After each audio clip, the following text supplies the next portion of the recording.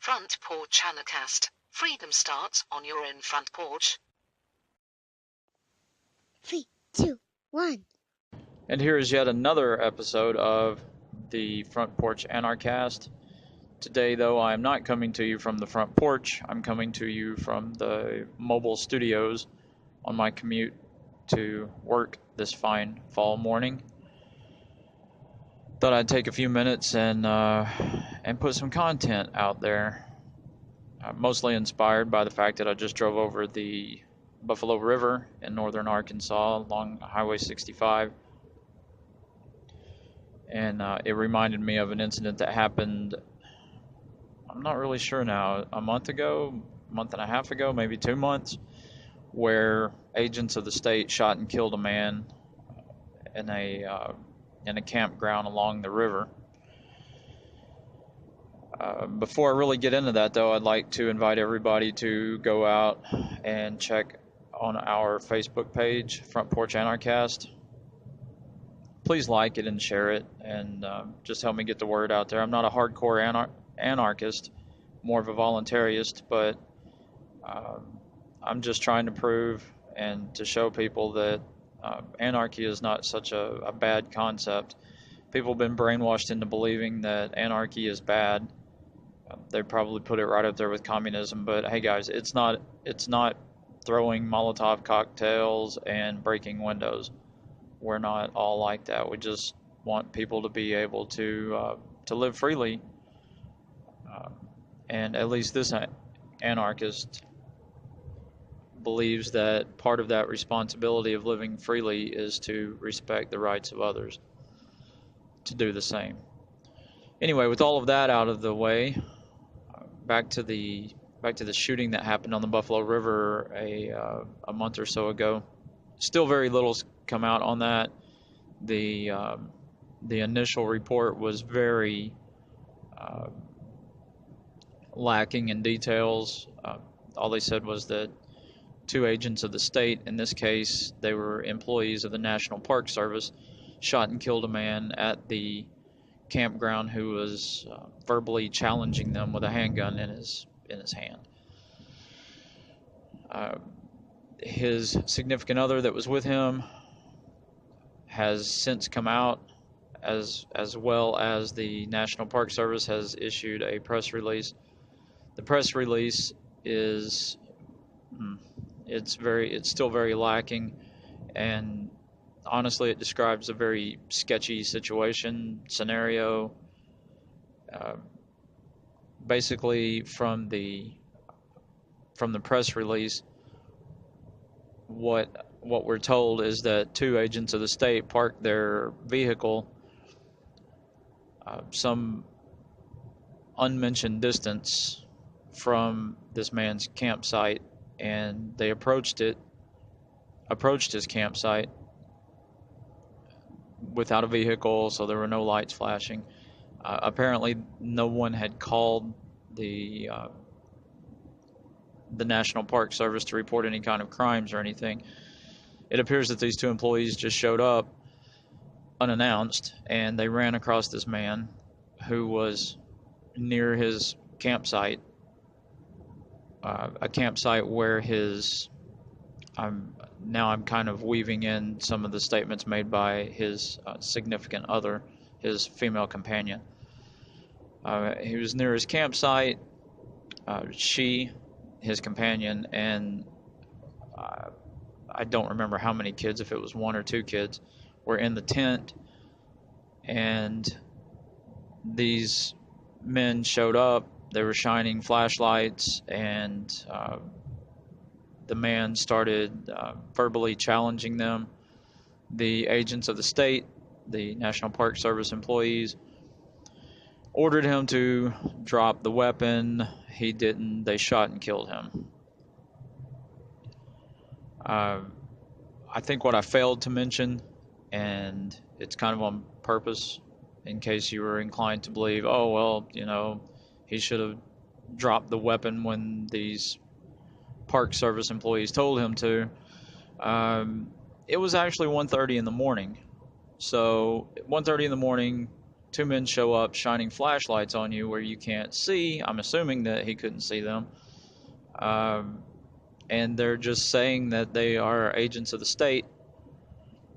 Maybe they were. I'm not even sure how they announced themselves, but I do know that according to the Park Service itself, there was no vehicle involved, so they just showed up on foot and approached this man's campsite,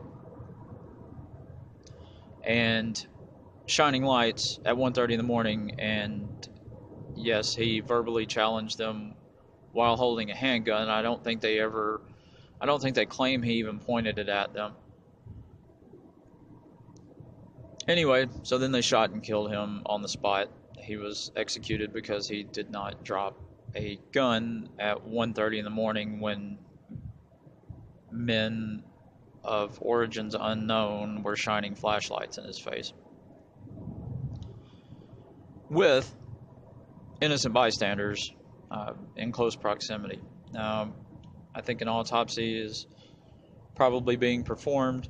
I do know that there's accusations that at least one of the bullets entered through his back, which that doesn't bode well at all for the persons who were doing the shooting. Why were they shooting the man in the back? Maybe he spun around real quick. I don't know, but it doesn't really matter to me. Why are you shooting a guy in the back? Why are you shooting a guy who is obviously protecting his what at the moment is his home? The Park Service invites these people in. You set up a tent. As far as I'm concerned, that's your home, at least for the night, and you have a right to protect that. And when people show up at 1:30 in the morning, shining flashlights in your face, I believe you have a right to try to protect that. At the very least, let's just de-escalate the situation, or if we're agents of the state, let's just back off and maybe go get our truck, flip the lights on, maybe a siren, come up there, let's resort to lethal force when all other avenues have been exhausted. There was, as far as I know, there was no claim that there was any imminent danger to anyone at the campsite or on the campgrounds. In fact, I would argue that the only person pulling the trigger on a gun here were the agents of the state, so it makes them seem like the more dangerous. And I mean, they killed somebody, so that it just doesn't set well with me, and the whole situation seems a little sketchy. And I just got to thinking about that again. That still nothing really concrete, nothing really illuminating, pardon the pun there, has come from this.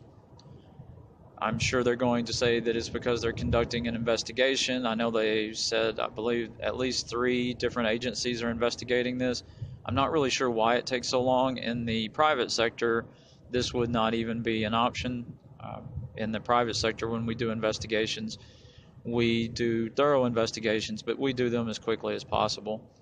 And there have been times when I've been reprimanded for not closing out cases in a very expeditious, is that even the right word, expedient manner. These Park Service employees, they're still on the clock. They're still employed. You know where they're going to be. You tell them to show up for work, and then you interview them. I'm sure the female companion of the dead man is. I'm sure she made herself available to any interviews they wanted to do. I'm sure that they interviewed her on the spot, given the circumstances, and they probably interviewed her whether she was willing to or not. Outside of that, I'm not sure who else needs to even be interviewed. What other kind of investigation would you need to do? As far as I know, there's no video. As far as I know, there's no audio. I guess there may be audio of a recording of the radio call that they might have put in.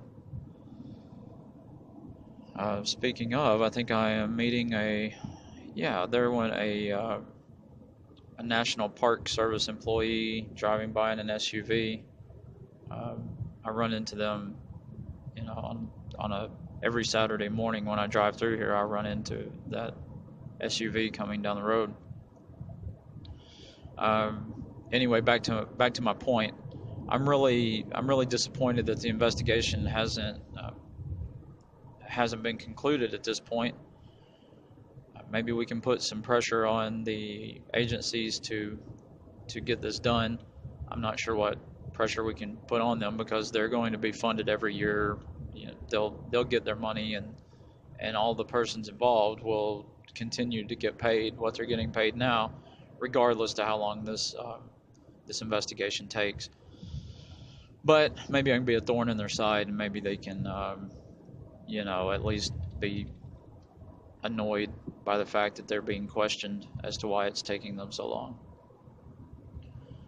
All right, I'll keep you guys posted and let you know how this investigation turns out. I have no doubt that I really would be surprised if it turns out that anything ever comes of this. I mean, it was agents of the state. They shot and killed somebody.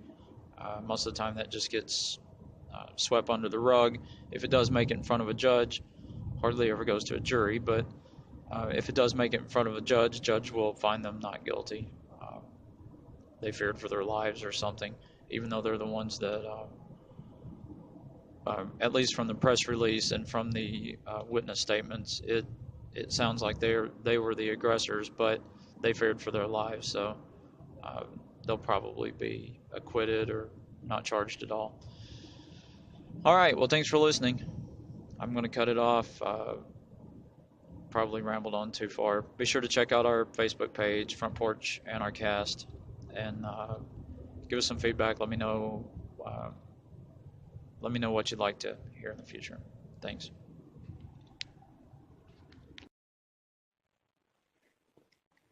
Now can I do it? Anarchy needs no masters.